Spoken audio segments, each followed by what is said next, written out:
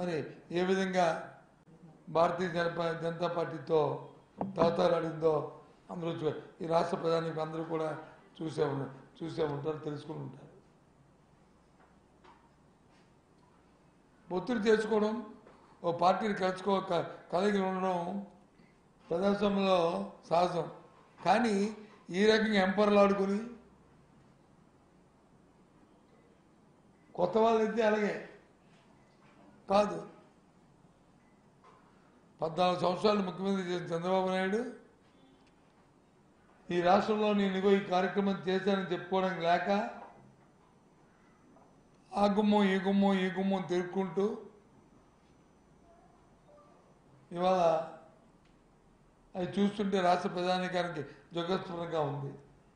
అసహించుకుంటారు ఏంటిది అని. నేను ఉదయాన్ని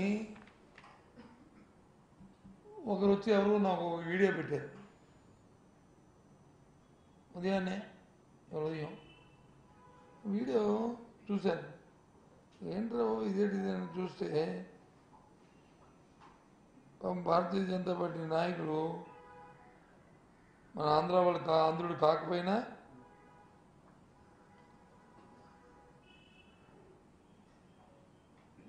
ఆయనకున్న వచ్చిరాని తెలియని మరి ఆయన కండస్థ పెట్టుకుంటూ చూడండి.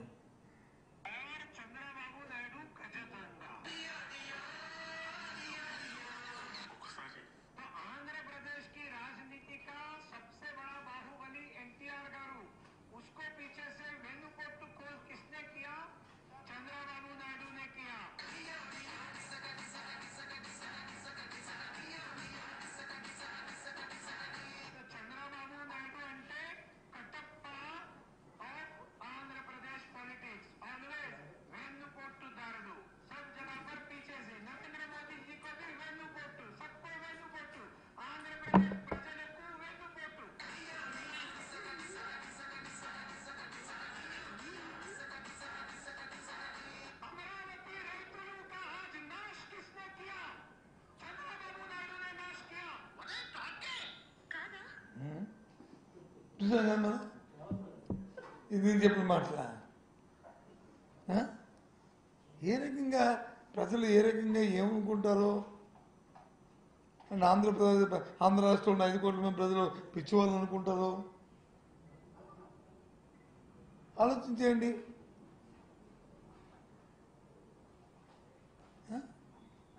కానీ ప్రజాస్వామ్యంలో 2 పార్టీలకు వెళ్ళడం, 2 పార్టీలు విడిపోవడం, లేదా పొత్తులకు వెళ్ళడం అని అది వేరు.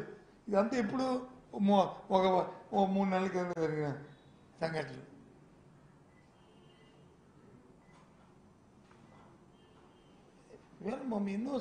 ఎన్నో అంశాలు ఉన్నాయి. అధికారం ఉన్నప్పుడు దాని గురించి ఆలోచించలేదు, ఇప్పుడు పొత్తులు పెట్టుకున్నప్పుడు దాని గురించి ఆలోచించట్లేదు. రాష్ట్రం తాలూకా అంశాల పట్ల ముఖ్యంగా మన స్టీల్ ప్లాంట్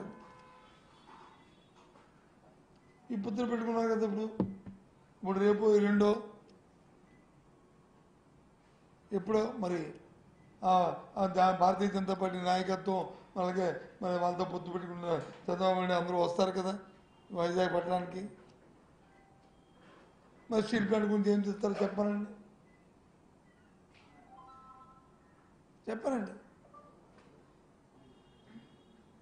ఏమి ప్రజలకి ఏమి నిర్ణయిస్తారు అసలు? ఎక్కడ ఒక ఎథిక్స్ లేకపోతే, ఆలోచన లేకపోతే ఎన్నో మాట్లాడారు మా ముఖ్యమంత్రి జగన్మోహన్ రెడ్డి గారు. అధికారం అనేది కాదు ముఖ్యం, చరిత్రలో ఏదైతే ఆ యూనిక్ పేజీలు ఉంటాయో అందులో నా పేరు కూడా ఉండాలని కోరుకుంటాను తప్ప అధికారం కోసం వెంపర్లాడను అనే మాటని నాకు చెప్పారు.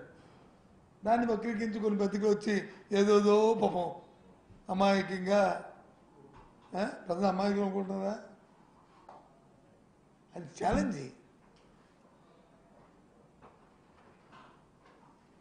ఆ మాటలు దేనికి అన్నారంటే ఛాలెంజ్ కోసం అతని స్థైర్యానికి, అతని ధైర్యానికి. నేను 5 సంవత్సరాలను ఈ రాష్ట్రానికి మంచి చేశాను కాబట్టి ప్రజలు నన్ను హర్షిస్తారు అనే ఒక ఆత్మస్థైర్యంతో మాట్లాడిన మాటలు. అంతేగాని చంద్రబాబు నాయుడు లాగా పిరికి మాటలు కాదు.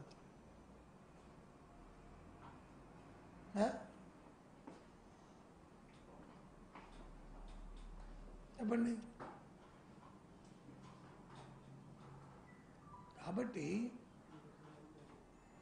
ఏది ఏమైనప్పటికీ కూడా ఈ సభలో విజయంతో అవడం, ఈ పొత్తులు చూసి ప్రజలు వచ్చి అసహించుకోవడం, ఇంకా మొన్న వచ్చిన ఏదైతే వైఎస్ఆర్సీ పార్టీకి ఇప్పుడు ఉన్నాయో సీట్లు ఉన్నాయో 151, దానికంటే 175 కూడా రేపు ఛాలెంజింగ్గా వచ్చే పరిస్థితులు రాష్ట్రంలో ఉన్నాయని చెప్పడానికి అతిశయోక్తి కాదు. వాస్తవాలు ఇవే. ప్రజల జీవన విధానం మారింది, వాళ్ళకి ఆదాయం పెరిగింది, రాష్ట్రం జీడిపి పెరిగింది, వ్యవసాయానికి సంబంధించి ఉత్పత్తులు పెరిగాయి, రైతు హాయిగా ఉన్నాడు, రైతుకు పెట్టుబడి పెట్టే ఆర్థిక స్తోమత పెరిగింది, పండించిన పంటకి గిట్టుబాటు దొరికింది, ఎరువుల కోసం విత్తనాల కోసం ఎంపర్లు అడుకోకుండా ఇంటి ముందునే ఆర్బికే ద్వారా అవన్నీ ఇస్తున్నారు.